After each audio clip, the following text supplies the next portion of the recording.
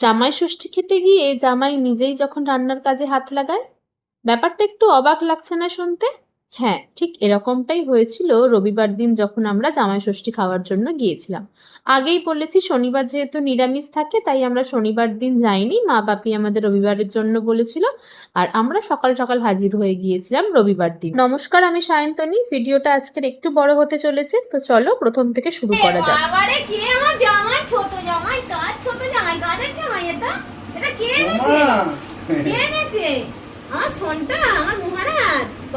এখন তো প্রথমে বাড়িতে ঢুকতেই জামাইয়ের থেকে আগেও নাতিকে আদর করে নিয়েছে আমার মা বাপি, কারণ আসলের থেকে তো সুদটাই বেশি আপন হয়, তাই এই বছরটা নিয়ে আমাদের জামাই ষষ্ঠীর 4 বছর পূর্ণ হলো। যাই বলুক, রৌনিক কিন্তু এই দিনটার জন্য বেশ এক্সাইটেড থাকে। বিয়ের প্রথম বছরটাই একমাত্র পাঞ্জাবি পরে গেছিল, তারপর থেকে এইভাবেই গেঞ্জি প্যান্ট পরেই যাই হোক। এদিকে আমার কথা বলতে বলতে দেখো আমার মায়ের আশীর্বাদ করাও শেষ হয়ে গেছে।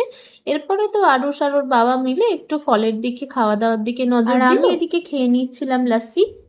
ম্যাঙ্গো ম্যাঙ্গো বলছে। কি বলছো বাবা? ম্যাঙ্গো দেখেছিস? তুই জানিস না কিছু। দেখেছো আরুষ এদিকে কোনটা কাঁঠাল আর কোনটা আম সেটাই গুলিয়ে ফেলেছে। ছোট বাচ্চা মানুষ তো ঠিক বুঝে উঠতে পারছে না, এত ফল দেখে পুরোপুরি কনফিউজ। তবে কাছে শ্বশুরবাড়ি হওয়ার জন্য আমার বরের বেশ ভালোই হয়েছে। সকালবেলা একটু নিয়মটা করে দিয়ে দই মিষ্টি খেয়ে পালিয়ে যাবে, আবার সেই দুপুরবেলা খেতে আসবে। আর দুপুরবেলা নাকি এত খাওয়া দাওয়া করে ওর এতই কষ্ট হয় যে ও আর রাতে খেতে পারে না, খায় একদম পরের দিন সকালবেলা। এই যে সকালে খেতে এসেছে শুধুমাত্র কিন্তু ফল মিষ্টি খেয়েই চলে গেছে, লুচি তরকারি কিচ্ছু টিফিন করে না। চলে যাওয়ার পর আমরা একটু বেরিয়েছিলাম আরুষের আর আমার কিছু ছবি তোলার জন্য। আমাদের বাড়ির সামনেটা পুকুর রয়েছে, সুন্দর গাছপালা, ছবি ভিডিও তুলতে বেশ ভালো লাগে। সকাল থেকেই আকাশটা একটু কালো করে এসেছিল, তবে আমরা যেই ছবি তুলতে বেরিয়েছি অমনি এদিকে আকাশ টাকা শুরু হয়ে গেছে, মানে মেঘ ডাকছে আর কি। ঝটপট করে তাড়াতাড়ি ছবি ভিডিও সমস্ত কিছু তুলে নিয়ে আমরা চলে গেছিলাম বাড়িতে। আর বলতে না বলতে কিছুক্ষণ বাদে একদম আকাশ ভেঙে বৃষ্টি শুরু হয়ে গেছে। আর পরিবেশটা ঠান্ডা হয়ে গিয়ে এত সুন্দর হয়ে গিয়েছিল যে খাওয়া দাওয়া করেও কিন্তু এই পরিবেশে ভীষণ আরাম। ঘরে ঢুকে আরুষকে একটু মাছ ভাজা খাইয়েছিলাম, কারণ ও তো ভাতের সঙ্গে সেরম ভাবে খেতে চায় না,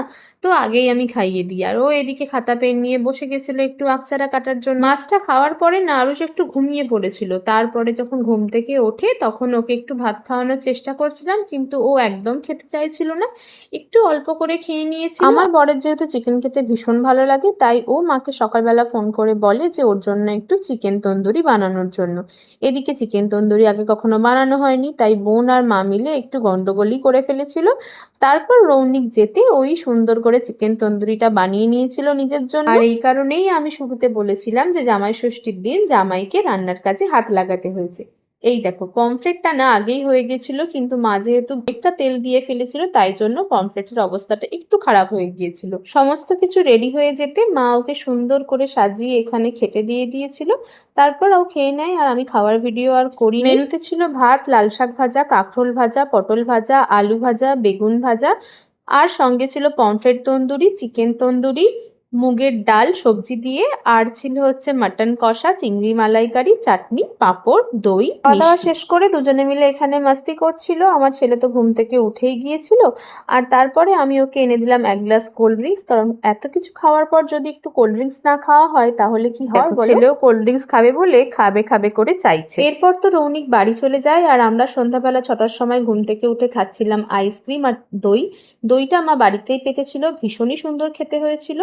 আর রৌনিক যেহেতু বাড়ি চলে গেছিল ফিরনিটা খেয়ে যায়নি, ও আর খেতে পারছিল না। রাত্রে যখন আমাদের আনতে আসে খেয়ে নিয়েছিলাম আমরা ফিরনি। বাড়ি ফেরার সময় আমাদের গাড়ির চাকা হয়ে গিয়েছিল লিক, তাই হেঁটে হেঁটেই বাড়ি ফিরতে হয়। আজ তাহলে আসি, দেখা হবে অন্য একটা ভিডিওতে। টাটা।